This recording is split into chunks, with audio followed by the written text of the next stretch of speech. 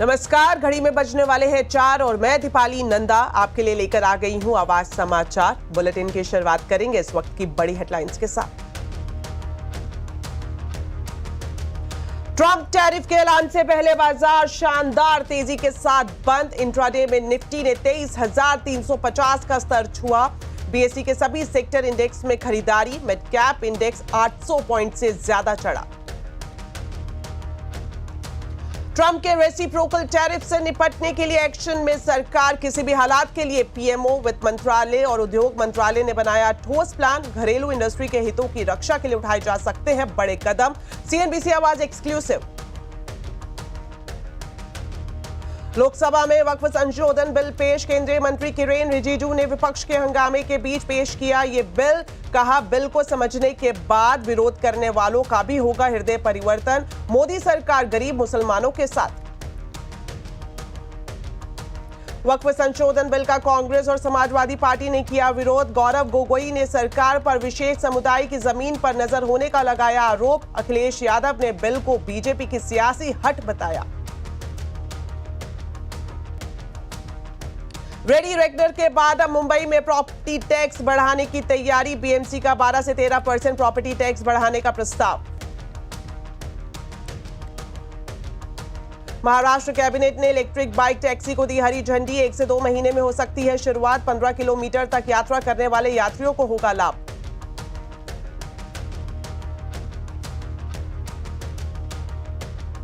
तो चलिए बुलेटिन की शुरुआत करेंगे इस वक्त की बड़ी खबर के साथ। लोकसभा में वक्फ संशोधन बिल पर चर्चा जारी है। केंद्र सरकार की तरफ से संसदीय कार्य मंत्री किरेन रिजिजू ने लोकसभा में बिल पेश किया है। रिजिजू ने कहा कि वक्फ संशोधन बिल में किसी भी धार्मिक कार्यकलाप में हस्तक्षेप का कोई प्रावधान नहीं है। हम किसी भी मस्जिद के संचालन में दखल करने नहीं जा रहे हैं।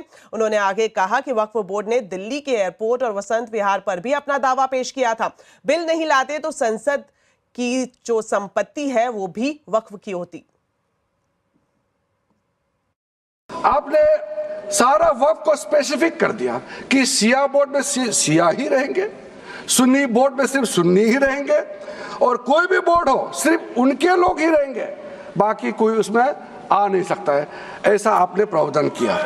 कुछ प्रोपेगेंडा साथ में जुड़े हुए हैं। उससे पहले जो 2013 में मुझे भी बहुत ताज्जुब हुआ कि ये पास कैसे जबरदस्ती करवाया है। 2013 में वक्फ पे यूजर जो आपने प्रावधान डाला, उसके बाद 1970 से केस चल रहा था दिल्ली के अंदर में। दिल्ली के अंदर में हमारा सीजीओ कॉम्प्लेक्स है, पार्लियामेंट बिल्डिंग है, कई प्रॉपर्टीज है और इसको वक्फ बोर्ड, दिल्ली वक्फ बोर्ड ने क्लेम किया कि ये वक्फ प्रॉपर्टीज है। उसके बाद ये केस चल रहा था अदालत में। उस समय यूपीए सरकार ने पूरा सारा जमीन को डी नोटिफाई करके वक्फ बोर्ड को दे दिया। 123 प्रॉपर्टी।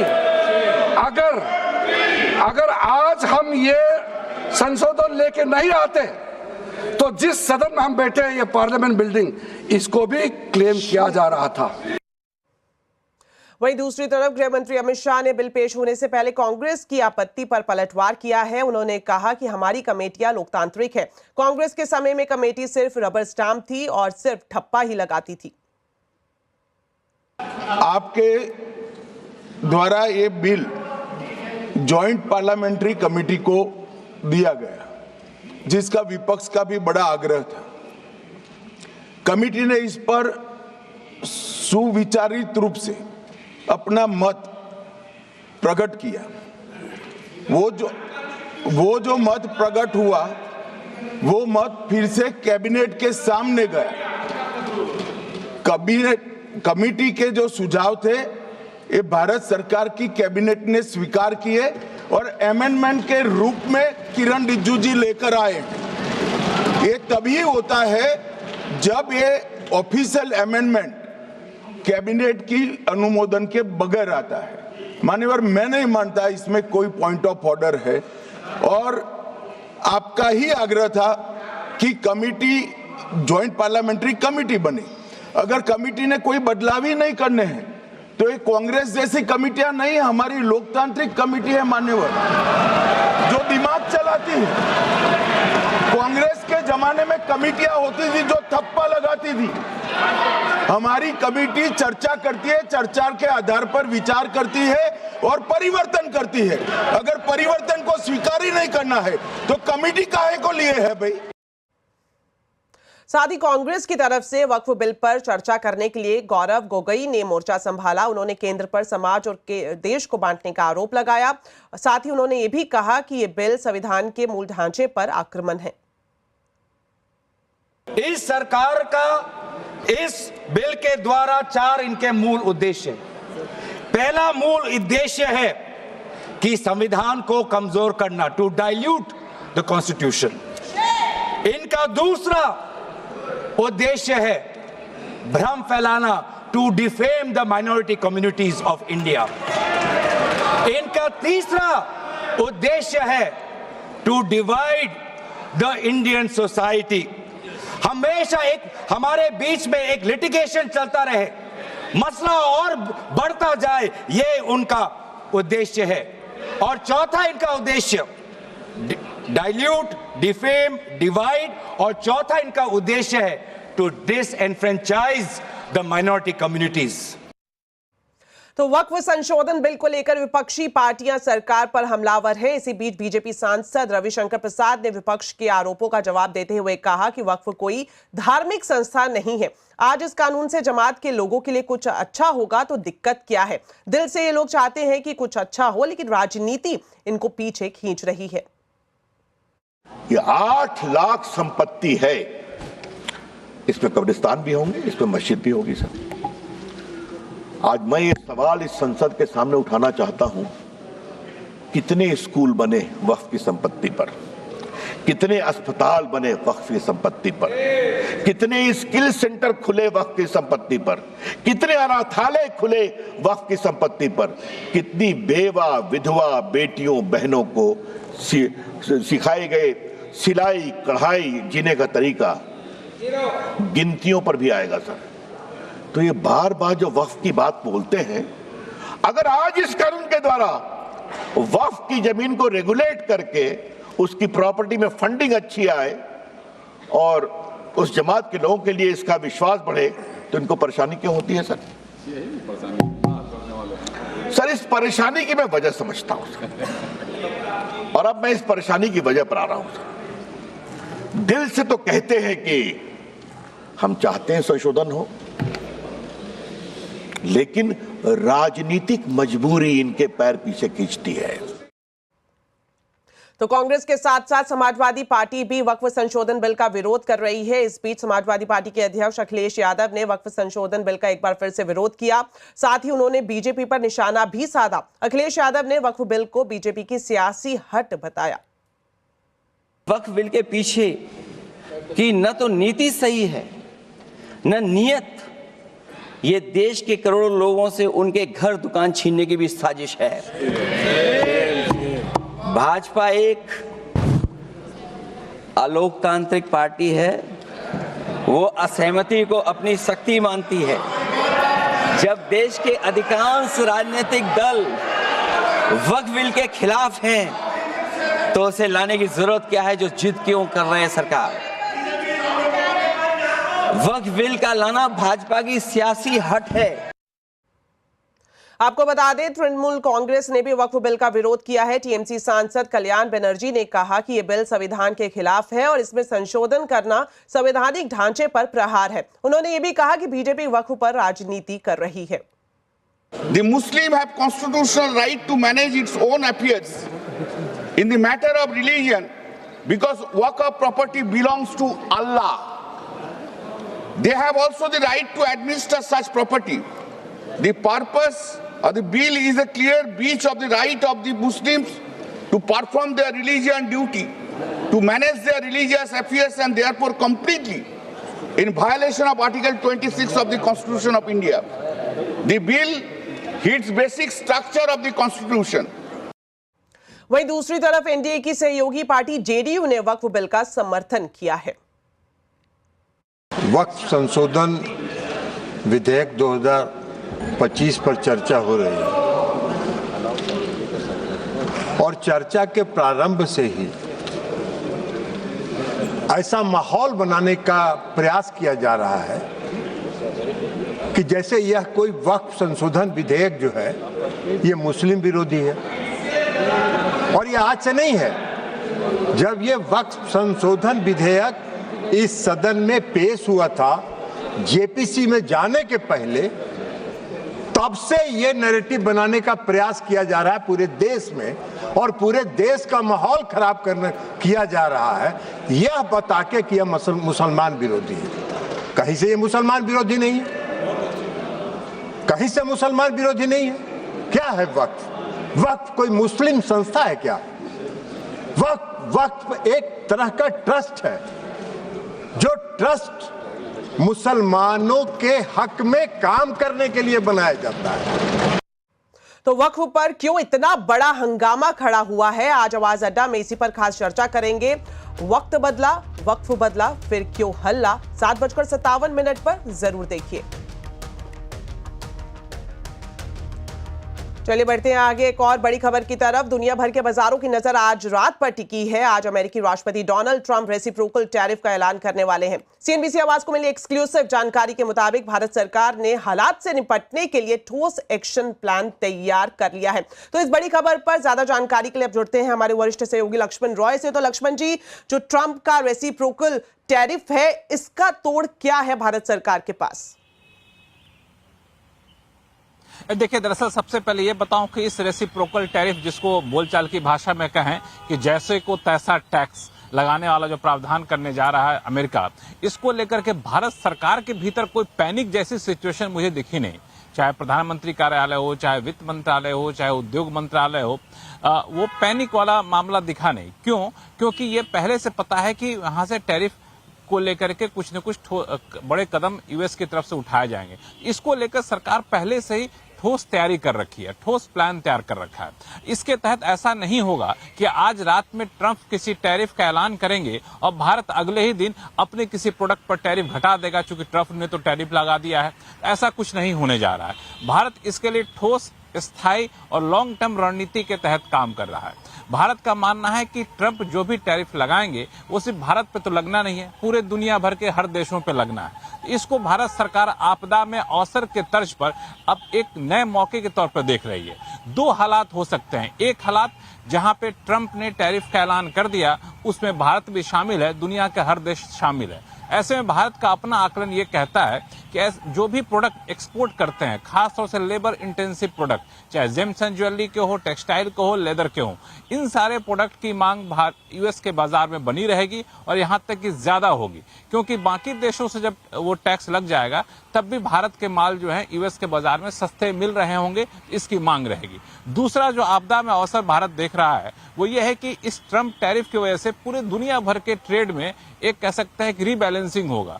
तो दूसरे देशों में भी, सिर्फ यूएस नहीं, यूएस को छोड़कर दूसरे देशों में भी ये नए मौके यहां पर आ सकते हैं। इस मौके को कैसे भुनाया जाए, इसकी कोशिश भारत सरकार करेगी। और तीसरा पॉइंट, जो लॉन्ग टर्म नीति की बात मैंने की, तो बायलैटरल ट्रेड एग्रीमेंट जो बीटीए होना है यूएस के साथ, उसको तय समय सीमा के भीतर यानी सितंबर अक्टूबर तक उस एग्रीमेंट के पहले चरण को पूरा कर लिया जाए, इसकी तैयारी पूरी कर ली गई है। और जाहिर तौर पर इस बीटीए के तहत भारत कई सारे सामानों पर इंपोर्ट ड्यूटी कम करेगा, जो कि यूएस की मांग भी रही है।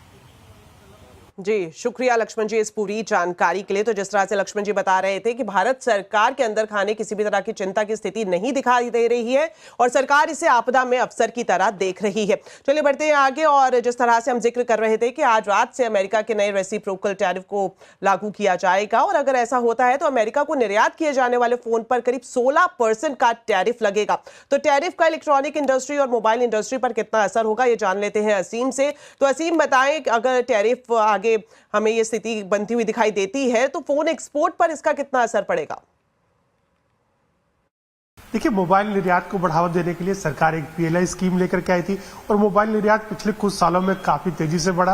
अब हम करीबन 20 से 25 बिलियन डॉलर का मोबाइल का निर्यात करें और उसमें से करीबन 35% का निर्यात अमेरिका में आईफोन का किया जाता है। इसके ऊपर अमेरिका 0% के ऊपर ड्यूटी लगाता है, लेकिन बाद में जब हम अमेरिका से आईफोन का इम्पोर्ट करते हैं तो उसके ऊपर करीबन 16.5% की ड्यूटी लगती है। तो अगर रेसिप्रोकल टैरिफ यहाँ पर लगता है तो सीधे सीधे आपका मोबाइल जो आप अमेरिका अमेरिका में एक्सपोर्ट कर रहे हो उसके ऊपर एक रोक लग जाएगी, वो महंगा हो जाएगा वहाँ पर जाना। तो ये इंडस्ट्री को अप्रीहेंशन है कि ये सारा जो कारोबार है वो चाइना या वियतनाम में शिफ्ट हो जाएगा। हालांकि अभी इसके ऊपर फाइनलिटी निकल करके नहीं आई कि किस तरह के टैरिफ्स लगेंगे। और दूसरी तरफ इलेक्ट्रॉनिक एक्सपोर्ट भी हमारा काफी तेजी से बढ़ रहा।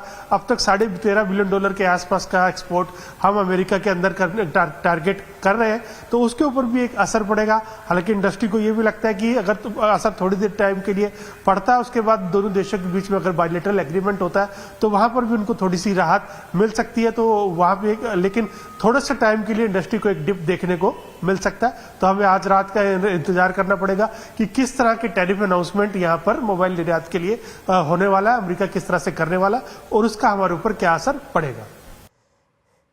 जी शुक्रिया सीएम इस पूरी जानकारी के लिए। चलिए बढ़ते हैं आगे और बात करते हैं शेयर बाजार की। ट्रंप के टैरिफ टेरर से पहले भारतीय बाजार का जोश हाई रहा। आज के बाजार में सेंसेक्स निफ्टी बढ़त के साथ बंद हुए। सेंसेक्स 593 पॉइंट चढ़ा तो निफ्टी ने 167 पॉइंट तक की बढ़त हासिल की। इंट्राडे में निफ्टी ने 23,350 तक के स्तर को छुआ। इसके अलावा बीएसई के सभी सेक्टर इंडेक्स में खरीदारी देखने को मिली। निफ्टी बैंक की बात करें तो 1% से ज्यादा चढ़े और साथ ही मिड कैप इंडेक्स में भी करीब 1.5% का उछाल देखने को मिला। तो मार्केट का पूरा हाल अब समझते हैं कंचन नौटियाल से। तो आज बाजार में शानदार तेजी रही, जानना चाहेंगे किन शेयर्स में ऐसे थे जिन्होंने बाजार में जोश भरा और किस में सुस्ती दिखाई दी।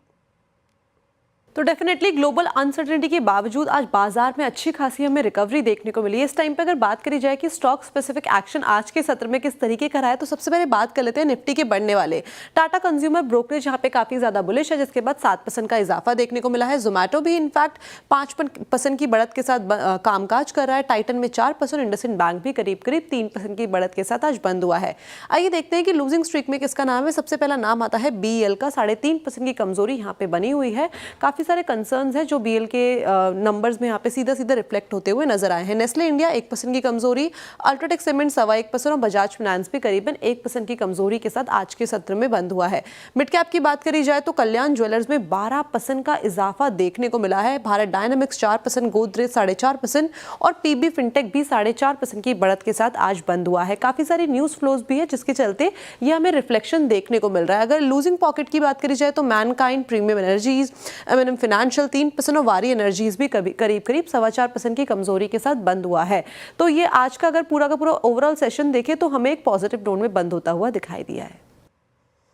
जी कंचन, आप हमारे साथ बने रहे। एक और खबर के लिए आपके पास वापस लौटेंगे। इस बीच आपको बता दें अमेरिकी ट्रंप रेसिप्रोकल टैरिफ का भारत पर कितना असर होगा, इस पर एमओएफएसएल ने एक रिपोर्ट जारी की है। इस रिपोर्ट की क्या हाइलाइट्स हैं जान लेते हैं मिताली जैन से। तो मिताली बताएं, ट्रंप टैरिफ का भारत पर कितना असर होगा, इस पर क्या कहना है एमओएफएसएल का?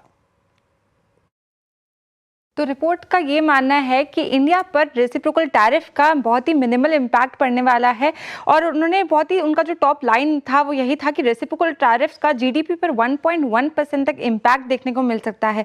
बायलैटरल ट्रेड ग्रोथ पर उन्होंने नज़र डाली तो इंडिया के ट्रेड यूएस के साथ कैलेंडर ईयर 24 में बहुत ही अच्छे लेवल्स पर पहुंच गए हैं। $124 बिलियन तक बायलैटरल ट्रेड्स का एक आंकड़ा सामने आया है, जो कि दिखाता है कि यूएस जो है वो इंडिया का सबसे लार्जेस्ट ट्रेडिंग पार्टनर अब बन गए हैं। ट्रेड सरप्लस की अगर हम बात करें तो कैलेंडर ईयर 15 से कंपेयर करें, जहां $19 बिलियन का ट्रेड सरप्लस था, वो अब बढ़कर $37 बिलियन तक का एक आंकड़ा यहाँ पे सामने आया है। कि एक्सपोर्ट्स पर आप नज़र डालते हैं, जहाँ जहाँ मेन प्रोमिनेंट सेक्टर्स वो जहाँ हम इंडिया से यूएस को माल भेजते हैं उस पर नज़र डालें तो इलेक्ट्रॉनिक्स यहाँ पे सबसे प्रमुख क्षेत्र है। साथ ही gems and jewellery, pharma, nuclear machinery, petroleum products, ये परसेंटेज वाइज सेक्टर्स का एक्सपोर्ट आपके सामने दिख रहा है। इंपोर्ट्स पर अगर नज़र डालें तो की इंपोर्ट्स में एनर्जी कमोडिटीज़ 30.7% के साथ सबसे ऊपर है। साथ ही पर्ल्स और प्रेशियस स्टोन्स, मशीनरी, इलेक्ट्रॉनिक्स भी यहाँ पे लिस्ट में शामिल है। आप समझते हैं कि टैरिफ के डिफरेंशियल्स का इम्पैक्ट क्या होगा, तो इंडिया यूएस इंपोर्ट्स पर 12% वेटेड एवरेज टैरिफ लगाता है, जबकि यूएस इंडियन गुड्स पर 3% का वेटेड एवरेज टैरिफ लगाता है। तो यहाँ पे 9% का एक डिफरेंशियल सामने आता है। एक्सपोर्ट सेंसिटिविटी जो रिपोर्ट में समझाई गई थी वो ये है कि अगर टैरिफ 9% से बढ़ते हैं तो एक्सपोर्ट्स में 4.5% तक की गिरावट आ सकती है, जो कि $3.6 बिलियन का एक लॉस आपको दिखलाता है। अब एक कैटेगरी वाइज समझते हैं कि कहाँ कहाँ किस किस सेक्टर पे इफेक्ट पड़ता नजर आएगा। तो लोअर टैरिफ डिफरेंशियल, जहाँ पे टैरिफ कम है लेकिन एक्सपोर्ट्स ज़्यादा होते हैं, तो उन सेक्टर्स में फार्मा, जेम्स एंड ज्वेलरी और अपैरल जैसे सेक्टर शामिल है। ये टोटल एक्सपोर्ट का 62% करता है। तो डिफरेंशियल यहाँ पे कम है लेकिन एक्सपोर्ट्स की मात्रा ज़्यादा होने से यहाँ पे हमें थोड़ा फर्क पड़ता आएगा। प्रोमिनेंटली जिन सेक्टर्स पे टैरिफ के कारण फर्क पड़ता नजर आ सकता है उसमें electronics, gems and jewellery, pharma, nuclear machinery, iron and steel and sea food शामिल है। तो ओवरऑल रिपोर्ट की स्टैंड की बात करें तो उनका मानना यही है कि मिनिमल इंपैक्ट ही रेसिप्रोकल टैरिफ से इंडिया पर यहाँ पे पड़ता हुआ नजर आएगा। शुक्रिया मिताली इस पूरी जानकारी के लिए। चलिए एक बार फिर से कंचन से जुड़ते हैं और जानते हैं कि ट्रंप रेसिप्रोकल टैरिफ का किन सेक्टर और कंपनियों पर सबसे ज्यादा असर होगा। बताइए कंचन, क्या डिटेल है आपके पास? जी, इसके ऊपर हमने एक रिसर्च की है और जो एनालिस्ट की एक्सपेक्टेशन आई है उनका मानना ये है कि डेफिनेटली जो इंडियन इक्विटीज़ है यहाँ पे हमें सीधा सीधा एक असर आता हुआ दिखाई देगा। लेकिन इसको अगर हम कंपेयर करें डॉलर से या फिर बॉन्ड से तो इन दोनों में ही यहाँ पे एक पॉजिटिव असर आता हुआ दिखाई देगा। इसके साथ ही साथ जो एनालिस्ट है वो मान रहे हैं कि जो एवरेज टैरिफ होगा वो होगा 10 से 20% का, और हो सकता है ये भी जो है लोअर एंड पे ही हमें दिखाई दे। इसके अलावा अगर सेक्टर स्पेसिफिक, जैसे कि मिताली ने भी यहाँ पे स्पेसिफाई किया, ऑटो सेक्टर्स में एक डेंट पड़ता हुआ दिखाई देगा, फार्मास्यूटिकल पे डेंट पड़ता हुआ दिखाई देगा, टेक्सटाइल पे डेंट पड़ता हुआ दिखाई देगा।